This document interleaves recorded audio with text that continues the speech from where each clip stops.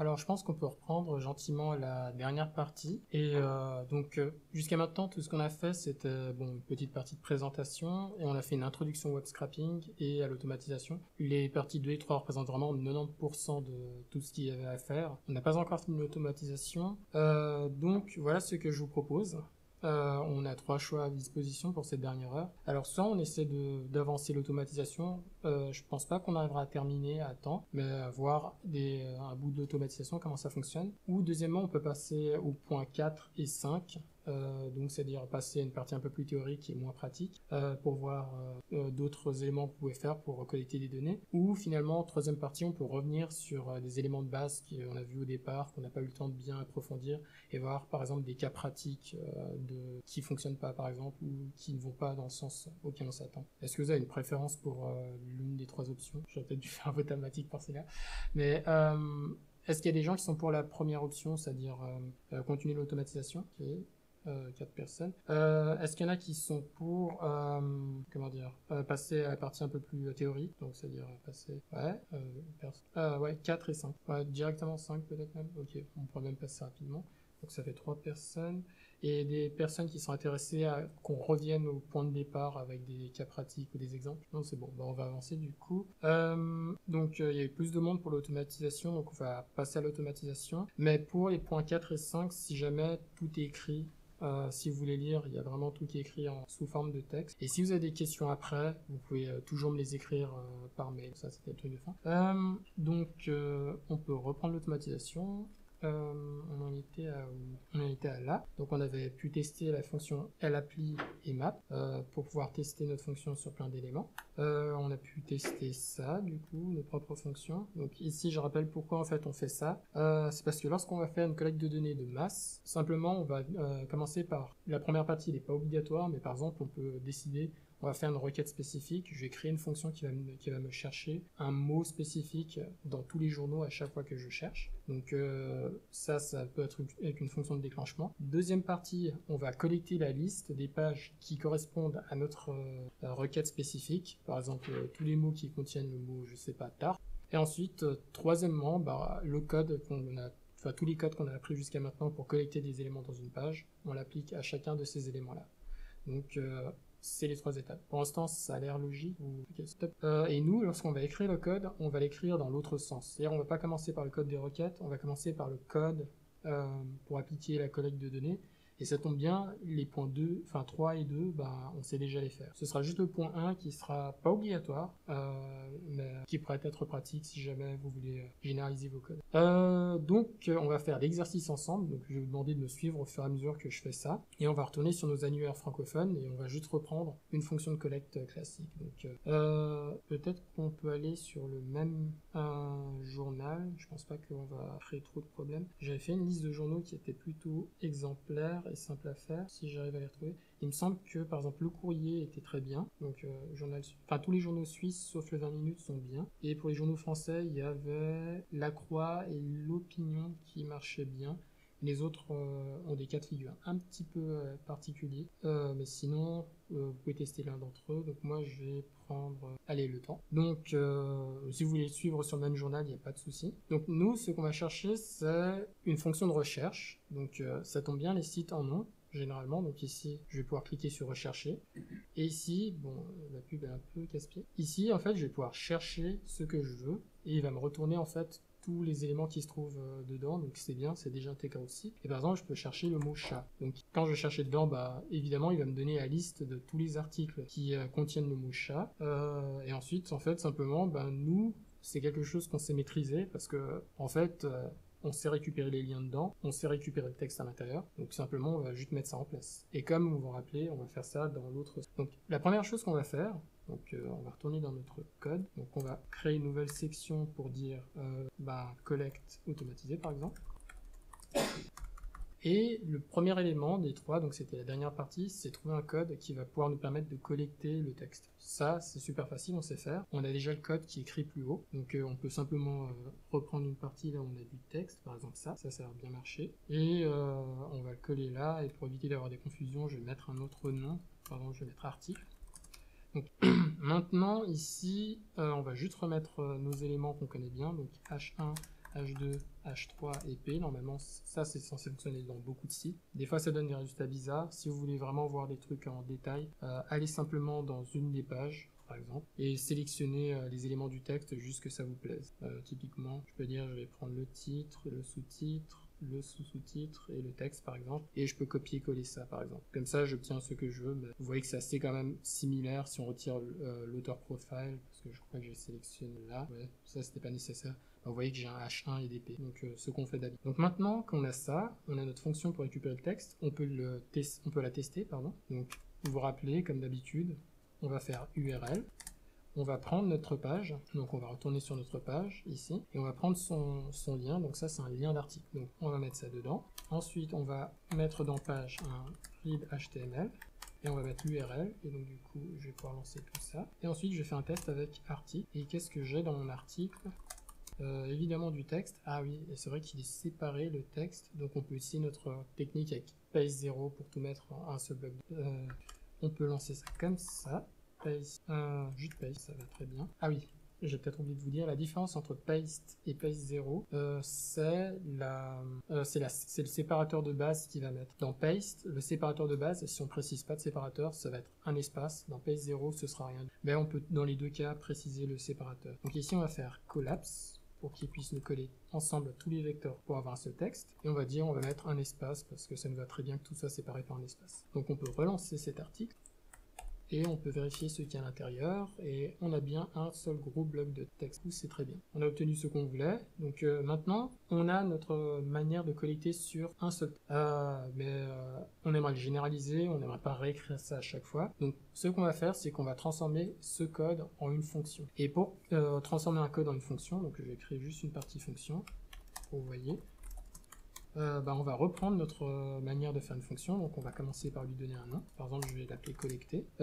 Après, vous savez la suite, vous mettez function, et ensuite vous pouvez ouvrir votre parenthèse. Et nous, tout ce qu'on va faire, c'est qu'on va sélectionner tout ça, tout ce qu'on a fait jusqu'à maintenant, on va le mettre. Donc voilà. Alors j'ai du bol, tout s'est mis correctement dans l'indentation.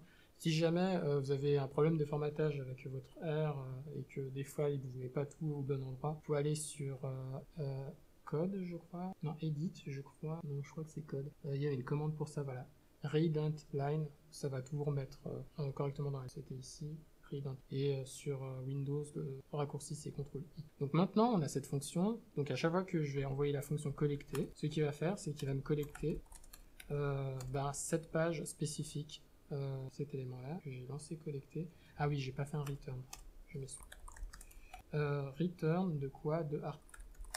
Voilà, donc à chaque fois que je vais lancer cette fonction collecter, il va me faire apparaître cet article spécifique. Donc c'est déjà très bien, mais nous ce qu'on veut c'est que il faudrait qu'on puisse généraliser, il faudrait que si je prenne un autre article du monde, bon, en l'occurrence un autre article de n'importe quel autre journal, vu que ici c'est du texte et c'est universel, qu'il puisse me lancer en fait cet article là. Donc simplement ce qu'on va faire c'est rajouter un paramètre, c'est le paramètre URL.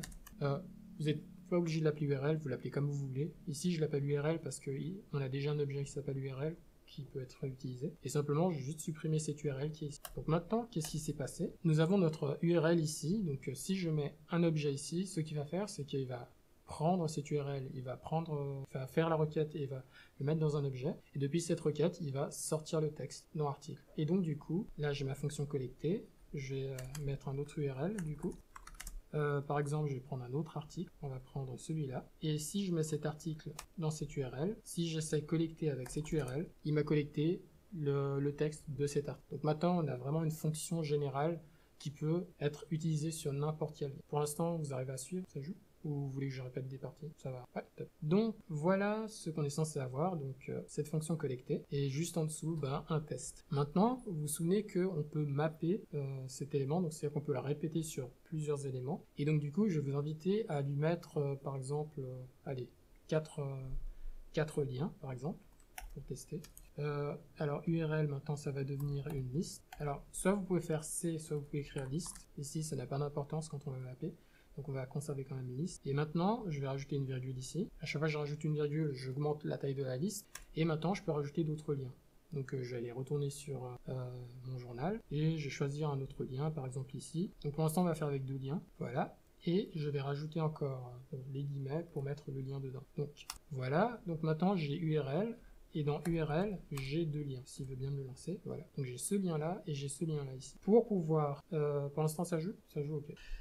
Pour pouvoir appliquer ça à URL, si j'essaie collecter de base, ben, il va pas marcher parce qu'il va dire ouais non ben j'arrive pas à appliquer ça sur autant d'éléments. Donc nous on va devoir utiliser la fonction lappli ou la fonction map. Si vous vous souvenez, cette fonction qu'on a utilisée juste ici pour pouvoir appliquer un code sur plusieurs éléments. Donc utiliser l'appli ou map, je vais utiliser les deux, comme ça vous voyez. Et simplement, ici, comme d'habitude, l'appli va nous demander d'abord un objet sur lequel on va appliquer tous les éléments, donc URL. Et ensuite ici, il va nous demander, on lui applique quelle fonction. Donc nous, on va lui dire, bon notre fonction qu'on vient de créer, collecter, mais sans les parenthèses. Si je lui demande de faire ça, vous voyez qu'il me retourne les deux textes. Donc le premier est plus long que le deuxième, et voilà, on a deux textes. Donc jusqu'à maintenant, c'est fantastique. Maintenant, on sait que notre fonction va marcher sur plusieurs éléments. Et si en fait on veut avoir plus d'éléments, on sait comment collecter ces liens. Vous savez très bien le faire. Et c'est la prochaine étape qu'on devra faire. Mais avant de faire ça, je vais vous rappeler un élément. Ici, lorsqu'on on utilise la fonction collecter, ce qu'il a fait, c'est que pour chaque élément, il va relancer une requête. Et vous avez vu que ça allait super vite. En une seconde, il nous a fait 2 requêtes. Et si vous vous rappelez bien, on a dit qu'il fallait bien espacer les requêtes pour éviter qu'on ait des problèmes avec le serveur, etc.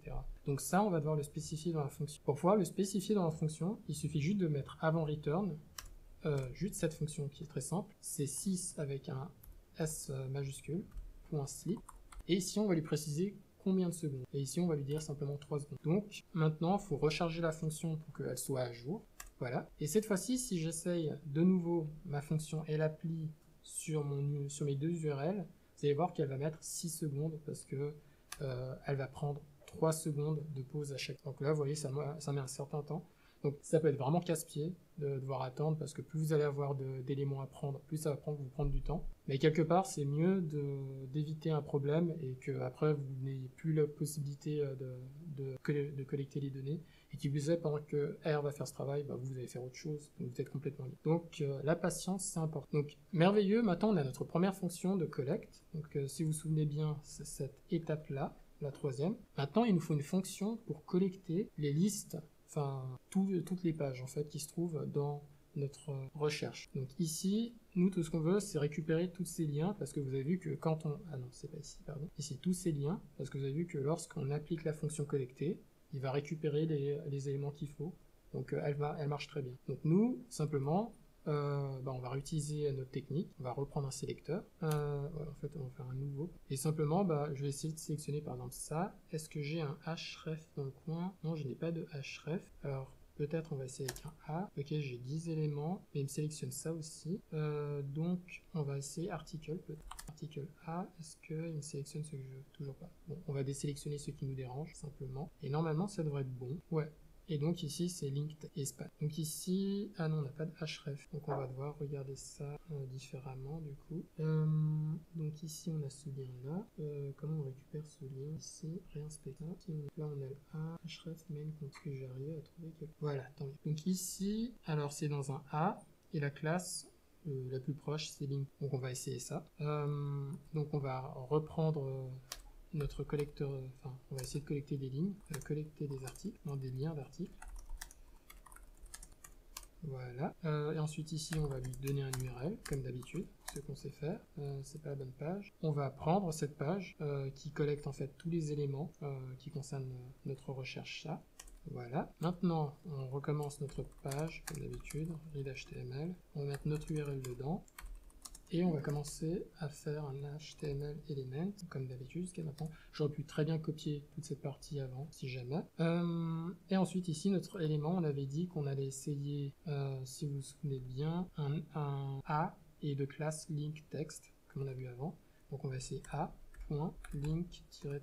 Donc on a tout ça, ça me semble être bon, il y a 10 éléments. Normalement il y a 10 éléments dans cette page, donc c'est bon. Et comme d'habitude, on va reprendre notre HTML ATTR, et ensuite on va mettre href. Donc ça on sait faire aussi, donc c'est classique jusqu'à maintenant. Donc là de nouveau on voit qu'il nous manque le début des liens, donc on va réessayer avec URL absolu. Voilà, URL absolue. Et ici, on va juste reprendre le temps. Donc, du coup, c'est cette base ici. Donc, revenez vraiment sur la page de base d'introduction. C'est là où vous allez trouver cet élément qui va se remettre par. Et si je relance tout ça, ça m'a l'air bon. Donc, on a récupéré tous les articles avec ça. Donc, maintenant, on a refait comme d'habitude. Donc, on aurait très bien pu recopier le code. Mais ici, maintenant, on a notre code pour collecter les listes dans ce type de lien. Donc, maintenant, ce qu'on va faire, c'est qu'on va transformer ça en une fonction, comme avant. Comme ça, elle est généralisable. Donc, comme d'habitude, on va recréer une partie fonction. Et ici, on va créer une fonction. Je vais l'appeler lister. Et je vais mettre function. Je vais ouvrir cette partie, je vais sauter une ligne pour pouvoir avoir de la place pour écrire le code. Et je vais simplement tout recopier, coller. Parfait, maintenant il y a tout qui a été décalé et qui s'est mis correctement. Et de la même manière qu'ici, en fait je vais mettre l'URL ici. Et je vais supprimer cette partie-là. Si j'y arrive, là. Et voilà, et c'est tout. On a déjà une fonction qui pourrait marcher. Il manque encore peut-être le return. Mais notre fonction, elle est pratiquement return. Et qu'est-ce qu'on va retourner ici? On va appeler comment cet objet? On va appeler ça lien article, underscore article. Et voilà, tout ça, on va pouvoir mettre dedans et on va pouvoir retourner le lien article. Donc, on va lancer ça et on va tester. Cette fois-ci, on va, plutôt que de chercher chat, on va chercher, pour faire original, tortue. Bon, bref, voilà, donc on a des éléments sur la tortue, donc on va récupérer ça. Et maintenant, on va utiliser notre fonction lister et on va mettre... Ah, pas bien copier le lien, je vais supprimer, on va recharger ça. Et on va lancer notre tortue. Et apparemment, ça nous retourne bien la liste de tous les éléments à l'intérieur. Bon, un autre rappel ici, jusqu'à maintenant, on a fait ça sur une seule page, mais on peut lister sur plusieurs pages. Et on va voir comment on va spécifier la requête pour pouvoir lister sur plusieurs pages.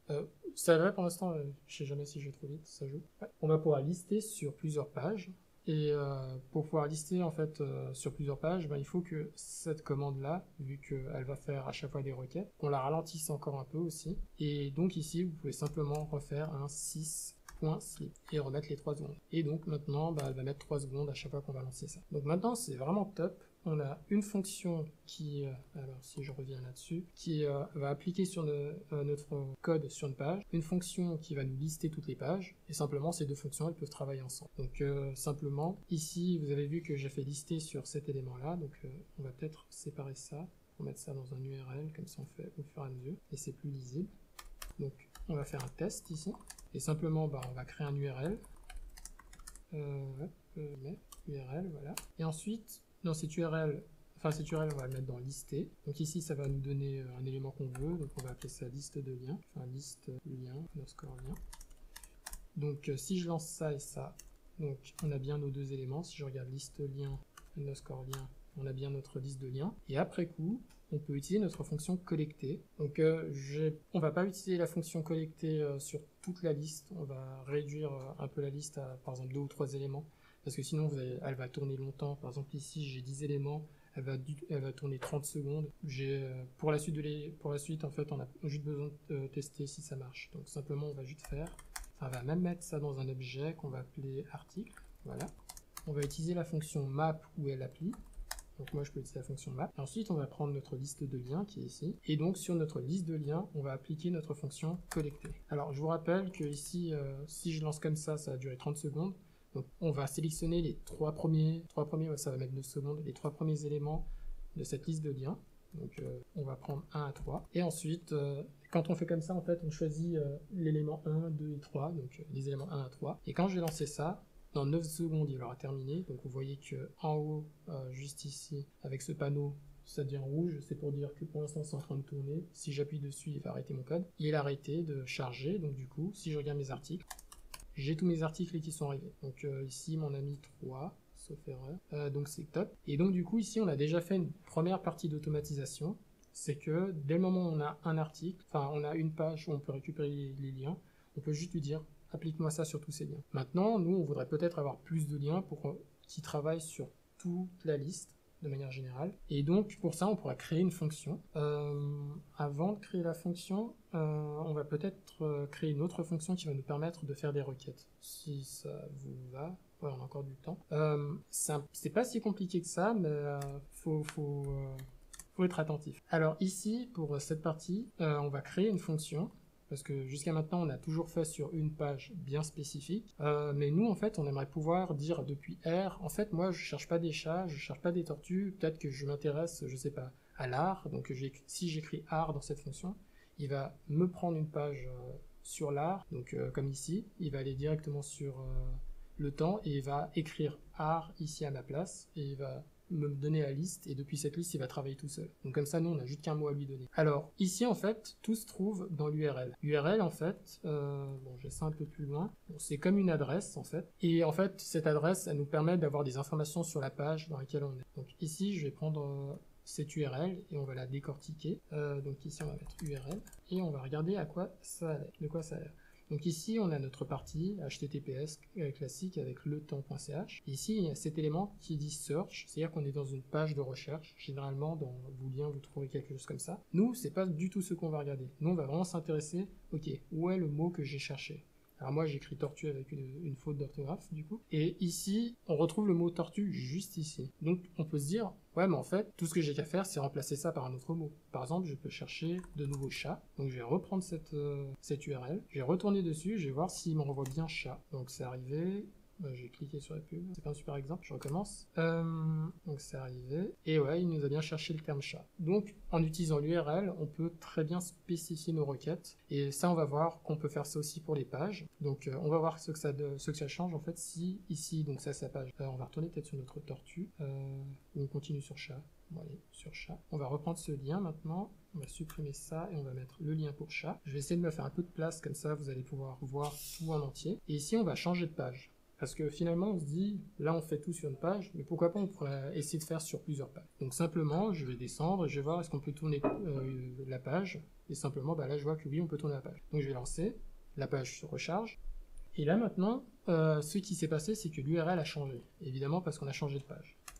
Mais comment il a changé? Si vous constatez, la seule différence qu'il y a entre ces liens, c'est juste la terminaison. Ici, il y a ce page 1 qui s'est rajouté. Donc c'est très spécial de compter ça de cette manière-là. C'est-à-dire que la page 2, c'est la page 1. Bon, c'est pas trop grave. Mais dans ce cas-là, vous voyez qu'on commence à voir dans l'URL que si on change juste l'URL, on peut le modifier, on peut spécifier notre requête directement depuis R. Et une chose qu'on va devoir faire aussi, pour que vous sachiez en fait, parce que bon là c'est bien pour ça de mettre son exemple avec une page qui est un peu spécifique, mais du coup on voit qu'il y a une différence. Si je veux aller dans la page 2, enfin dans la page suivante, pardon, la page 3, parce que c'est compté bizarrement ici, je vais copier ce lien, je vais aller juste en dessous, et quand j'ai la page 3, bah, c'est écrit 2. Bon, maintenant je comprends la logique, si je veux la page 10, il faut que je mette page 11. Donc je vais tester. Donc voyons voir, on est arrivé à la page 12. Ouais, c'est dans l'autre sens, pardon.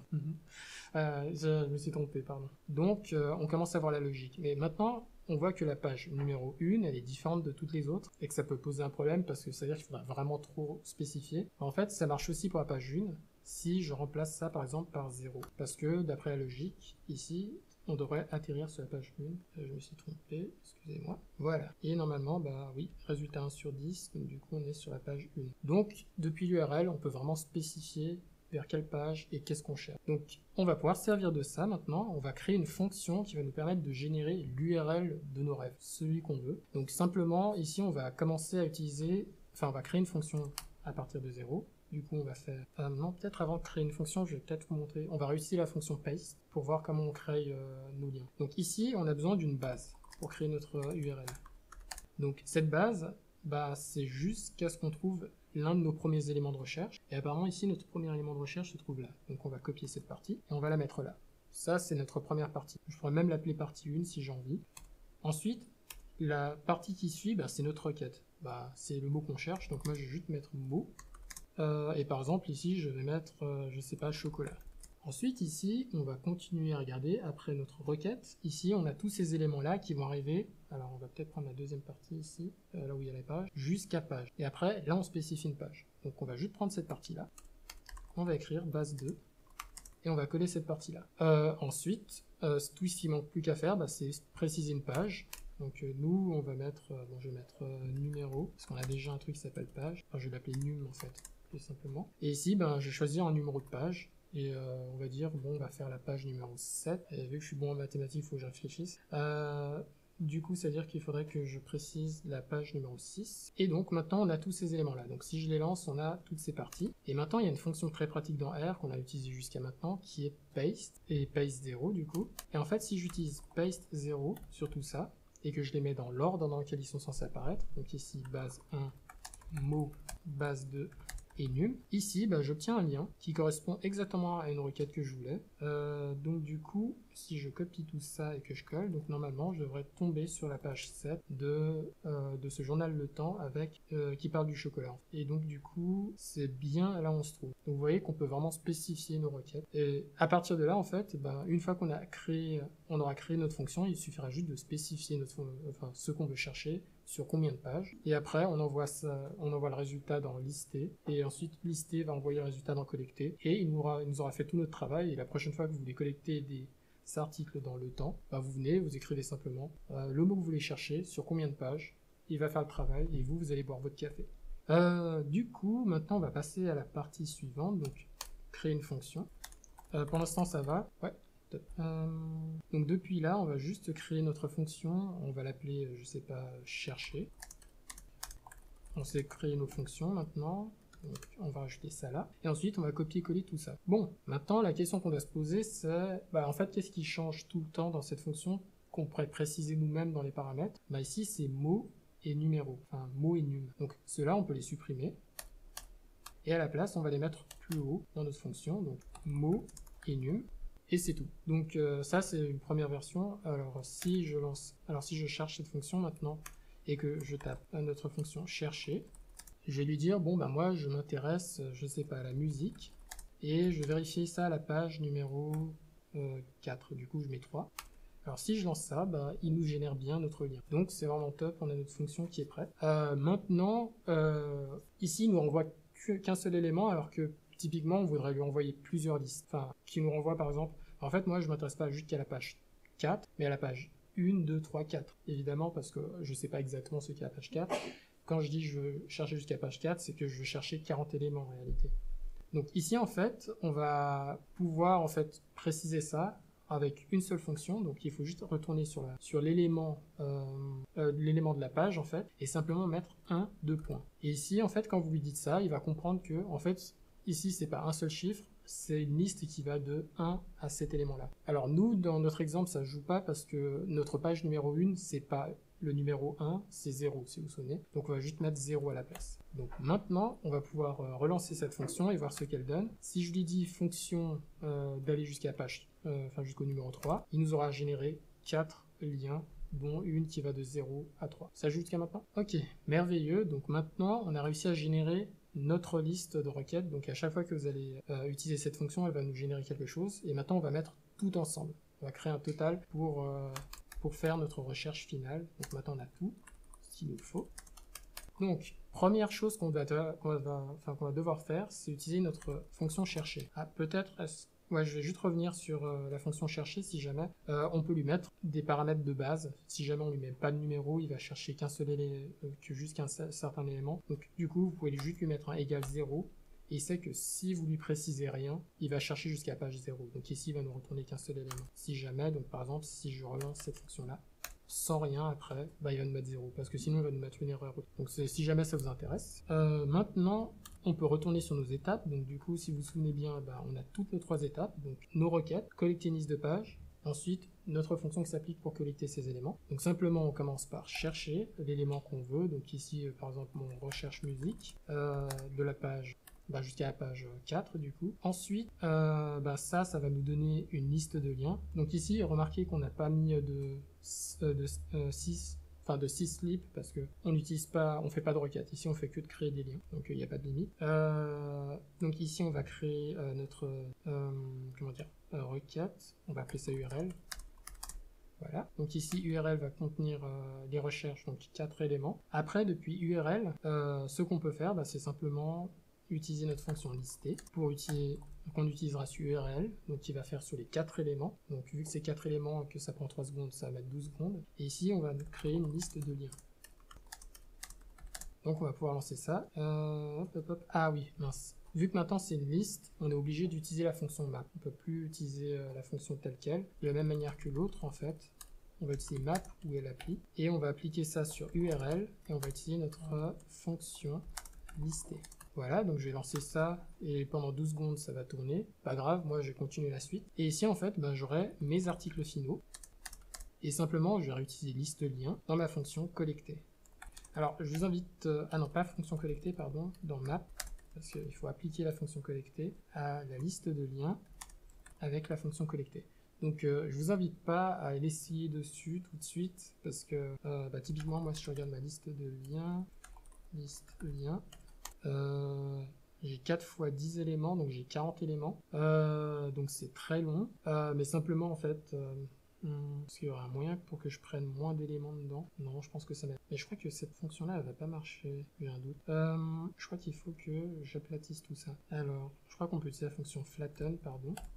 Juste pour faire la liste de liens, parce qu'en fait on a des listes en tiroir, donc dans le premier élément de la liste on a 10 listes, dans le deuxième on a 10 listes, etc. Je ne sais pas si map arrive à tout faire ensemble, mais je crois qu'il arrive, et dans le doute on va faire ça. On va faire flatten liste de liens, du coup, comme ça on a un truc assez propre. Donc si je lance ça, je crois que j'ai oublié de le mettre dans le... Voilà, et maintenant on a une liste de 40 éléments. Et donc si je lance ça, en fait ça va faire 3 secondes pour 40 éléments, donc ça va prendre 1 minute, non, ça fait 1 minute 20, 2 minutes, 2 minutes 40. Et donc du coup, en fait, ça va prendre un certain temps. Donc si vous lancez ça, après, pendant 2 minutes 40, vous pouvez aller faire autre chose, et à la fin, vous aurez tous vos articles. Je vais pas laisser ici parce qu'on sait que la fonction collect marche. En fait, si je vais lancer, je sais pas, si on est nombreux à faire des requêtes sur le même site, parce que ça va poser un problème. Donc, quoi qu'il en soit, vous pourrez tester la fonction chez vous au moment voulu. Et maintenant, de tout ça, en fait, on peut recréer une nouvelle fonction, donc une fonction générale qui va reprendre tout, et à partir de cette fonction il suffira juste de la lancer une fois, et elle va faire tous ces processus pour nous, et ça c'est assez pratique à faire. Donc on va faire fonction, et ensuite on va créer une nouvelle fonction, on va faire, je sais pas, recherche, allez, non je vais l'appeler temps, pour le journal de temps. On va créer une nouvelle fonction, et cette fonction bah, elle va prendre, bon on regarde ça après, on va mettre tout ça là-dedans, comme d'habitude on va mettre notre return, pour article. Ici on met pas de syslib parce que c'est déjà pris en compte à l'intérieur des fonctions de mapping. Et ici simplement bah, qu'est-ce qui change? Bah, on va juste prendre cette partie là et cette partie là, et donc en fait on peut reprendre exactement les éléments qui étaient là. Donc URL par exemple, ici non, on va faire mot comme dans notre fonction, et on va mettre num pour le numéro de la page, et en fait on va remplacer ça ici par mot et num.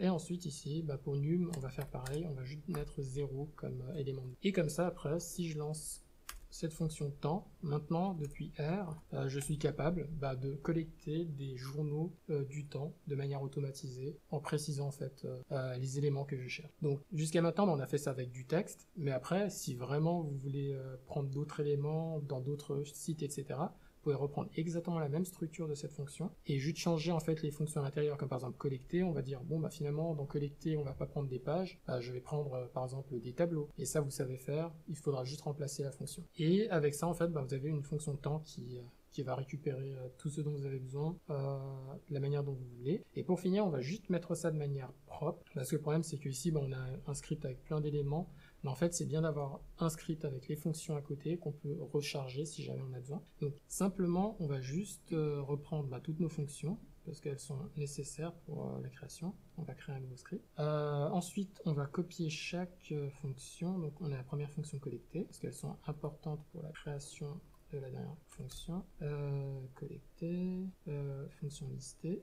Ensuite, on va faire fonction... elle est où l'autre? Chercher, voilà. Ensuite, on va faire la dernière fonction qui est recherche, longtemps, voilà. Et maintenant, ça c'est assez pratique. Si je sauvegarde cette page, on va l'appeler fonction, donc c'est fonction.r. Si je suis dans un script et que je dis allez maintenant je refais une nouvelle recherche, tout ce qu'il me suffira de faire c'est écrire source, ouvrir les guillemets du coup si je me retrouve dans l'endroit, et en fait mettre le lien qui mène jusqu'à cette fonction, et quand je vais lancer ça, bah, toutes mes fonctions vont être chargées, et depuis là en fait, depuis n'importe où en fait de mon ordinateur, je peux utiliser ma fonction temps.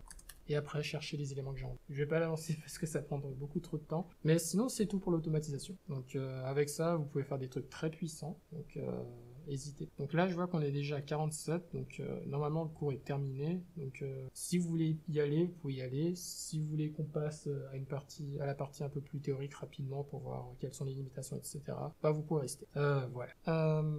Du coup, je pars du principe que ça vous intéresse. Top alors. Alors on va continuer donc juste cette partie-là. Faudra juste peut-être réentraîner ça de temps en temps, mais vous avez tout ici, vous pouvez tout faire maintenant.